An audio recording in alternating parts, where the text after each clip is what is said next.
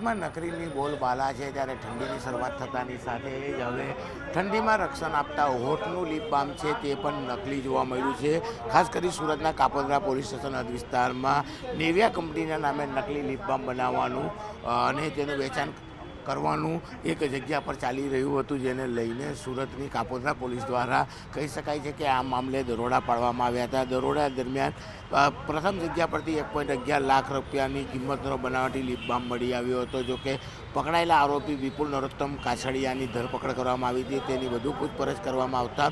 અન્ય બીજી એક જગ્યા પર પણ આ જ પ્રકારે લિપ બામનું વેચાણ કરવા માટે લાવીને રાખવામાં આવ્યા હોવાની કબૂલાત કરી હતી, જેના આધારે પોલીસે ગોરધન સોજિત્રા જે વ્યક્તિ છે સેલ્સમેન છે તેને ત્યાં આગળ પૂછપરછ શરૂ કરી હતી, તેની ધરપકડ કરી અને કહી શકાય છે કે ત્યાંથી 45,000 એટલે કે 1,57,000 રૂપિયાનો મુદ્દામાલ સાથે 2 લોકોની પોલીસ દ્વારા ધરપકડ કરવામાં આવી છે। અને આ મામલે વધુ તપાસ શરૂ કરવામાં આવી છે કે આ નકલી વસ્તુ તેઓ ક્યાંથી લાવતા હતા અને ક્યાં ક્યાં વેચાણ કરતા હતા, તેને લઈને પોલીસ દ્વારા હવે તપાસ શરૂ કરવામાં આવી છે। કંપનીના ઓથોરાઇઝ વ્યક્તિ દ્વારા નિયમ અનુસારની મંજૂરી લઈ અને એવી માહિતી આપવામાં આવેલી કે કાપોદ્રા પોલીસ સ્ટેશન વિસ્તારના BSNL ઓફિસ પાછળ સાગર રોડ સર્વોપરી સોસાયટીમાં કેટલાક વ્યક્તિઓ નેવિયા કંપનીની દુકાનને પોલીસ મદદ આપતા પોલીસે સાથે રહી અને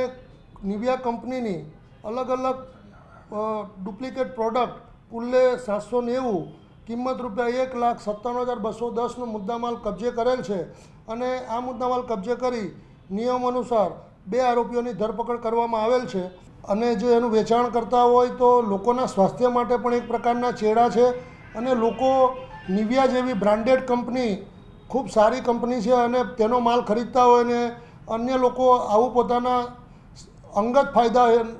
હેતુસર આવી રીતના ડુપ્લિકેટ વસ્તુઓ બનાવીને લોકોના સ્વાસ્થ્ય સાથે પણ જે ચેડા કરતા હોય જે ખૂબ જોખમી છે। આ અનુસંધાને 2 આરોપીઓની ધરપકડ કરવામાં આવેલ છે, વિપુલ નરોત્તમભાઈ કાછડિયા તથા પૂર્વીશ ગોરધનભાઈ સોજિત્રા, અને આગળની તપાસ